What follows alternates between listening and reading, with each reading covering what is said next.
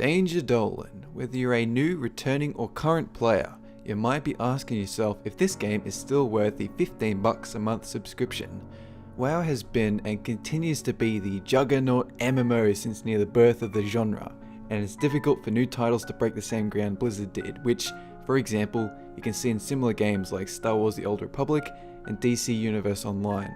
Inevitably, they're forced to switch over to the free-to-play model to recoup their hilariously steep development costs, and the only reason Warcraft can pull off that monthly subscription model is simply and undeniably that the cost justifies the experience. The question, is WoW still worth playing? That is ultimately your decision.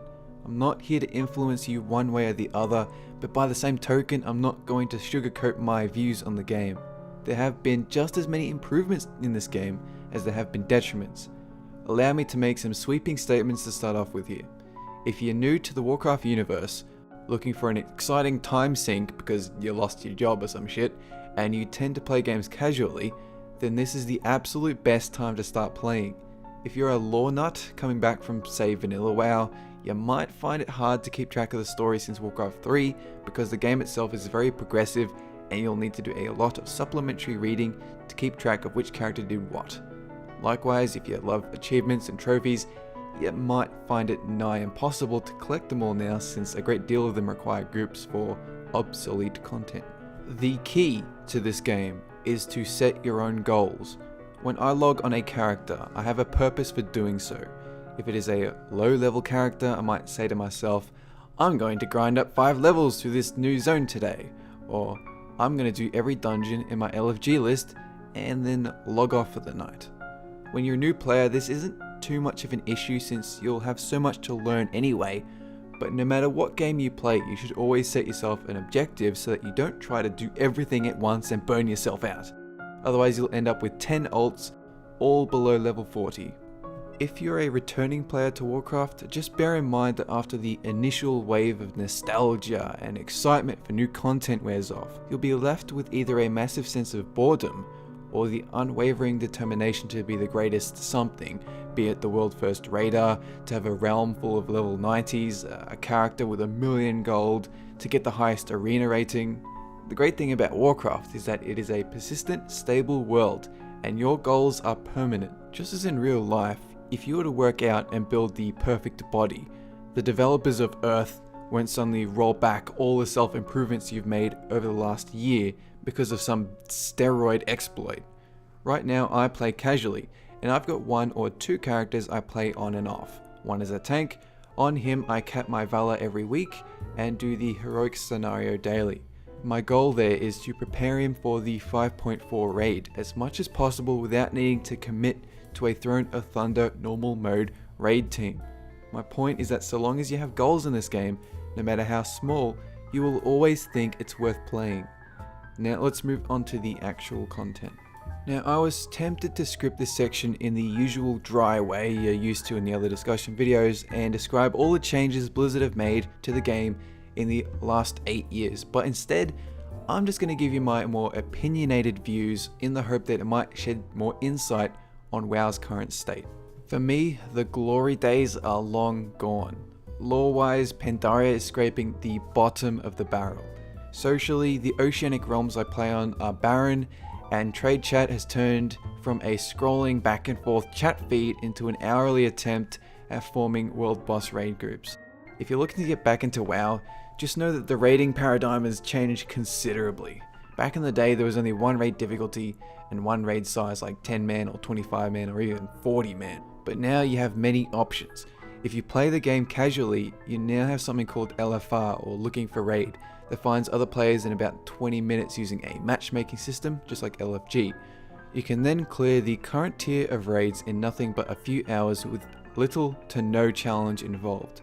I actually like this addition since it means that more people can see the raids without committing to weekly raiding schedules, but since they're so laughably easy and a part of the gearing process, you will inevitably end up running LFR week in and week out for gear drops and valor points that award welfare loot. Above that, you have flexible raids being released in the next patch, which are slightly easier than normal mode raids, offer slightly better gear than LFR, and in which you can take between 10 and 25 people with the boss's health scaling based on the number. Normal mode raids are the same as they have always been. And finally you have Heroic, which is normal but with new mechanics and a significantly harder difficulty. However, since you'll be running LFR every week to fill your empty gear spots if you have any, not to mention flexible and normal modes which are on separate lockouts, you will no doubt burn yourself out on the same raid to the point that you will have no desire to aim for a higher difficulty unless you're striving to be the world first something, or one of your guildies guilts you into running as a tank. The problem is, all the PvE in this game now revolves around raiding as the end game. Heroic dungeons haven't been the same since early Cataclysm, so now they're a brainless cheese on the level of LFR, except they award no decent loot whatsoever. Normal scenarios are the same way, and for those that don't know, scenarios were introduced at the end of Cataclysm and are essentially 3-man dungeons with no bosses and resemble something like instanced group quests to kill lots of trash. Heroic scenarios which require a pre-made group of 3, they are closer to the Cataclysm Heroic dungeons, but you don't need the holy trinity of tank, healer and DPS. In fact, all the difficulty comes from get out of fire mechanics and how it kills you if you don't move out of it fast enough. Blizzard have informed the player base that the reason they created these instead of regular heroics, which is what we wanted, is because creating dungeon boss mechanics and new environments takes too much development time. Time they would rather use to build the new 87 boss raid tier for LFR, flexible, normal and heroic mode raids. So let me break it down for you. If you like challenge in your endgame progression, you have normal and heroic raids. Of course, you'll likely be doing them on 10 man since good luck finding a 25 player raid guild these days. For casual players, you have LFR, pet battles, and depending on whether or not you play with friends and family, you have flexible raids. For other challenging endgame that offer no progression whatsoever, you have challenge mode heroics, which are essentially slightly harder heroics with a time limit, and Brawlers Guild, but only if you have a DPS spec. Heroic scenarios also offer the slim chance for decent gear per day, and even though they require a pre-made group, I use the add-on OQ to find groups, yet that content is still easy as piss. To summarize, if you want challenge in this game, join a raiding guild and commit to a long, obnoxious, intrusive schedule, because everything else only requires 3 brain cells. Or, and I recommend this, get involved in the PvP scene. It's now incredibly easy to catch up to geared players because the longer you go without doing any PvP, the higher the conquest points which award high-end PvP gear. This means you can grind up the points so you won't get killed in 3 seconds in every battleground. Some additional information for new players: it's very easy to grind up to level 90 these days, which is the level cap, especially if you already have a level 90. You can get scalable gear pieces called heirlooms, and it means you get overpowered stats and a 50% experience boost. To put that into perspective, the first time I ever grinded to a level cap in Vanilla WoW, it took me months. But when I started with a level 1 Panda Monk using heirlooms in Mr. Pandaria, it only took me a single week to ding 90.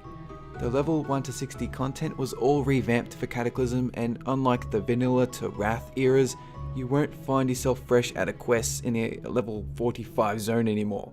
There's a quest board in every major city that leads you to another zone brimming with a bajillion quests. It will not take you long to leave Azeroth at all. In fact, you might find it hard to finish every quest in a zone before you out-level them. And if you've never quested through the Burning Crusade 60 to 70 content or the Wrath 70 to 80 quest zones, you will love grinding to level cap. The rest of us reach level 58 and give up because we have leveled through Outland too many times. The LFG tool is really handy when you're leveling too. If you do all the quests in a dungeon once, you get a huge experience boost, so I recommend selecting individual dungeons and only doing them a single time instead of selecting a random dungeon. PvP is also a decent way of leveling, but like dungeons, should only act as a supplement to questing through zones, or you do risk burnout. One of the most significant variables in deciding if this game is still worth playing though, that depends on who you play the game with. In the past, whenever I felt like I need a break from the game and I'm seconds away from hitting that unsubscribe button, it's always been guildies that make me stay. If you want the most longevity in this game, Join a social guild if you're new or returning to the game after years, and when you're back into the groove of things, join a guild that clears content. Then when you get there, sign up for every single thing that they run, be it challenge mode dungeons, world boss runs, heroic scenarios, LFR, and every other mode of raids. If they have a PvP night, join their PvP night. Even if you don't care about the content they're running, at least you're forming connections, ones that will make the game 10 times more fun than it actually is. You could also ask your real life friends to resub too, form a guild by yourselves, mass recruit, and aim to clear heroic content. Now let's wrap things up. The game has made a huge number of improvements to the casual player, but difficulty, progression, and longevity is an issue unless you can commit to raid times or PvP schedules. I recommend checking out the game if you're new or returning, since you'll have an absolute blast. If you're currently level capped and wondering what to do next, join a progression guild and start building goals to work towards, or you will get bored very, very fast. And do not run LFR every week. It's just not healthy. Now I understand this is more of a opinion piece than a discussion, so please keep the comment box civil. If you must post death threats, at least put a smiley face at the end. Have a good one.